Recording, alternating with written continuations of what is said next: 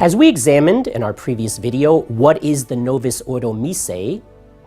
The new Mass was created after Vatican II, under the influence of Father Annibale Bugnini and Pope Paul VI, both of whom wanted a liturgy that was ecumenical and would not be a quote-unquote stumbling block to Protestants.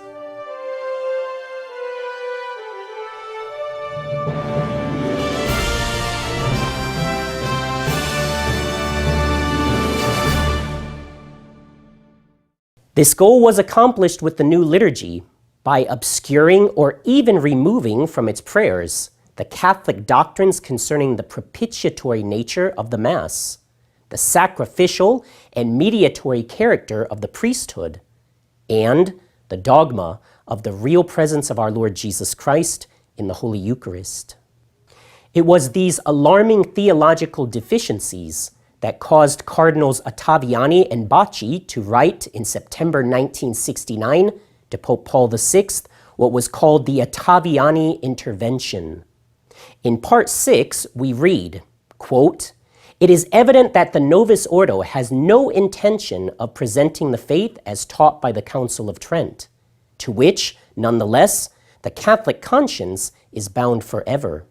With the promulgation of the Novus Ordo, the loyal Catholic is thus faced with a most tragic alternative," unquote. And that the new Mass departs from the Catholic faith as a whole and in its details.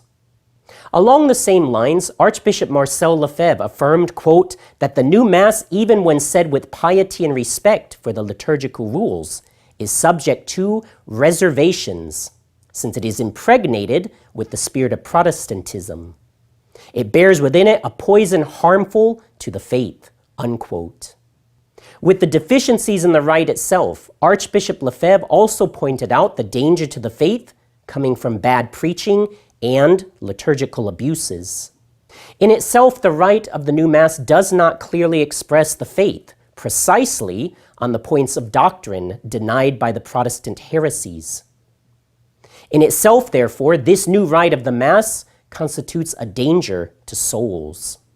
It is a fact that this new liturgy has confused or destroyed the faith of millions of Catholics since the 1970s, to the point that most churchgoers today have an erroneous understanding of the Catholic doctrine of the Mass and sometimes do not even believe in the real presence.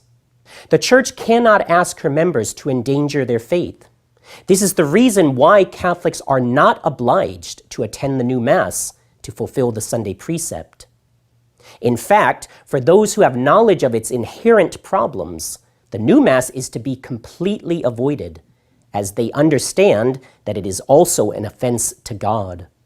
When a traditional Mass is not available, or when the faith is endangered by the preaching or opinions of the priest, one is dispensed from attending Mass on a Sunday or Holy Day. In such cases, the Church recommends the faithful to sanctify Sunday by dedicating a time for prayer, alone or in the family. One could read the Mass of the day, pray the Rosary, and make a spiritual communion. If a duty of charity obliges one to attend a new Mass, for example, a wedding or a funeral, the attendance should be passive. Passive attendance consists in being present without participating. It is legitimate to do so occasionally if there is no danger of scandal. One could pray the Rosary during the ceremony, for example. For any particular situations and questions, please consult an SSPX priest close to you, or contact us directly at the District House.